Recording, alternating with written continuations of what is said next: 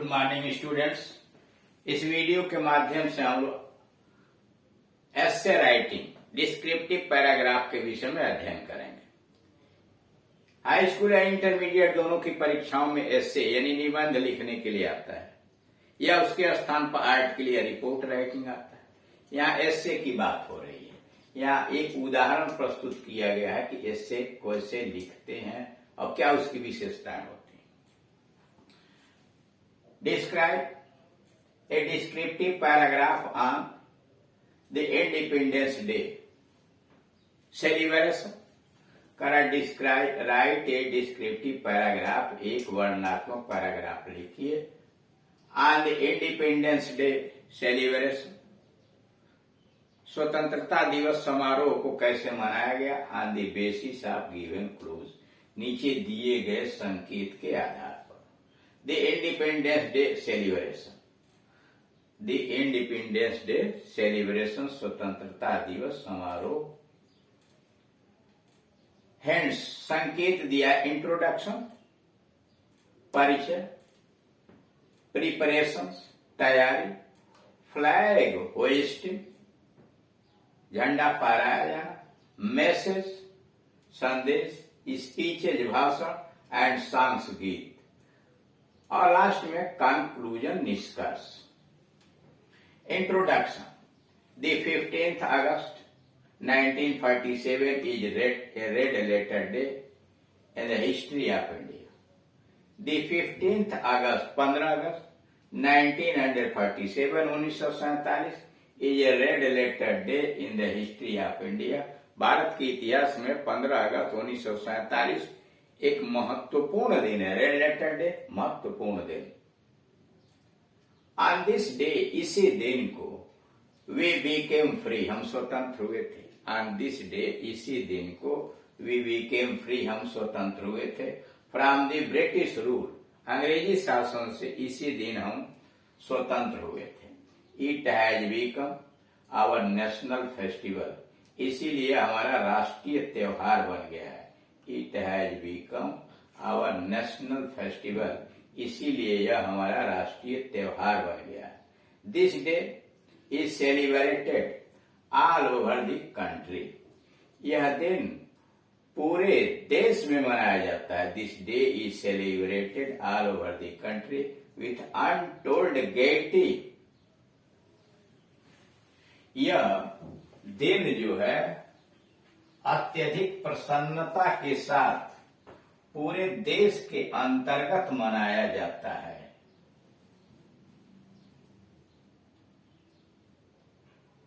This day is celebrated all over the country with untold gaiety, यह दिन पूरे देश के अंतर्गत बड़े उत्साह के साथ मनाया जाता है।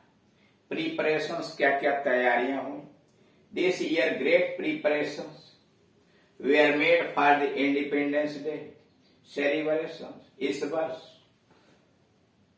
स्वतंत्रता दिवस समारोह मनाने के लिए बड़ी तैयारी की गई। This year great preparations were made, इस वर्ष बड़ी तैयारी की गई for the independence day celebration, स्वतंत्रता दिवस समारोह के मनाने में।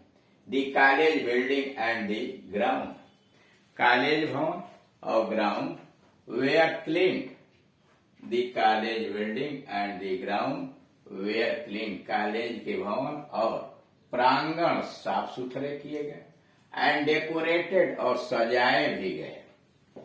एंटरटेनमेंट, एंटरटेनमेंट मनोरंजन प्रोग्राम्स, मनोरंजन के प्रोग्राम वेयर ऑर्गेनाइज्ड, व्यवस्थित किए गए, आयोजित किए गए। एंटरटेनमेंट्स प्रोग्राम्स, मनोरंजन के प्रोग्राम वेयर ऑर्गेनाइज, आयोजित किए गए। फ्लैग होइस्टिंग, झंडा फहराना, फ्लैग होइस्टिंग झंडा फहराना। एट 8 AM, 8 बजे प्रातः काल, we all assembled on the prayer ground, 8 बजे प्रातः काल हम सभी प्रार्थना सभा स्थल पर जुटे। एट 8 AM, 8 बजे, वी आल एसेंबल्ड, हम सभी जुटे, इकट्ठा हुए ऑन दी प्रेयर ग्राउंड, प्रार्थना सभा पर के स्थल पर, there was our national flag on a high pole, वहां पर एक ऊंचे पोल की सहायता से राष्ट्रीय झंडा लगा हुआ था। There was our national flag, वहां हमारा राष्ट्रीय झंडा था। ऑन ए हाई पोल, एक ऊंचे पोल के ऊपर हमारा राष्ट्रीय झंडा लगा हुआ था। The principal hoisted the national flag, प्रधानाचार्य ने राष्ट्रीय झंडा फहराया। The principal hoisted the national flag, प्रधानाचार्य ने हमारे राष्ट्रीय झंडे को फहराया।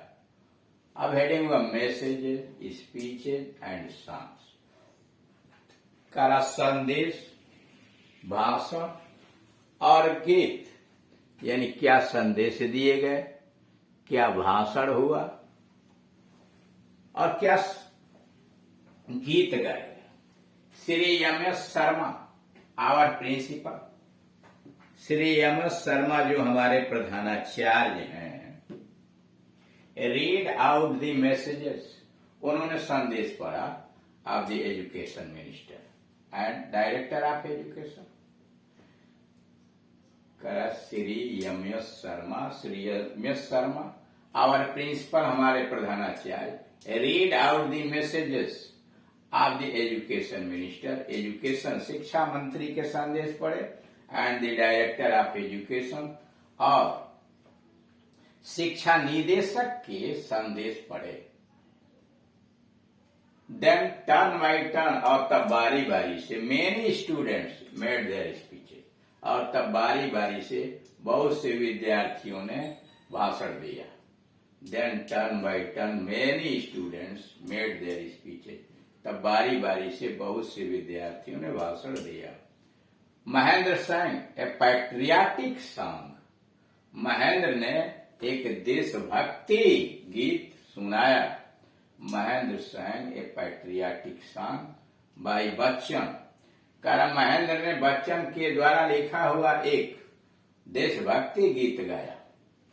सम टीचर्स, कुछ अध्यापक, आल्सो मेड देयर स्पीचेस, कुछ गुरुजन लोगों ने भी अपना भाषण दिया। Some teachers also made their speeches, कुछ अध्यापकों ने भी भाषण दिया।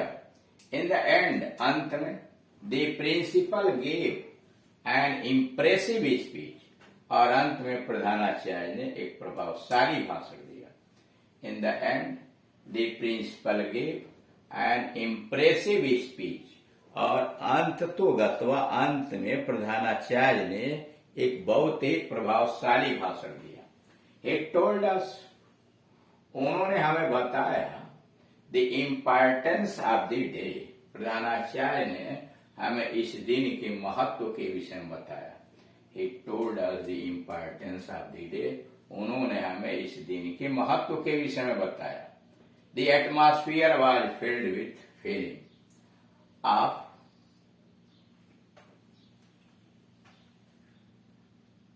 pride and patriotism, करा दी एटमॉस्फियर, वातावरण, वाज फील्ड, भरा हुआ था, with feeling of pride and patriotism, पूरा वातावरण स्वाभिमान और देशभक्ति से भरा हुआ था। कंक्लूजन, निष्कर्ष, एट अबाउट 11 AM, लगभग 11 बजे सवेरे, एट अबाउट 11 AM, लगभग 11 बजे सवेरे, द फंक्शन वाज ओवर, लगभग 11 बजे प्रातः काल उत्सव समाप्त कर दिया गया, यानी उत्सव की समाप्ति हो गई।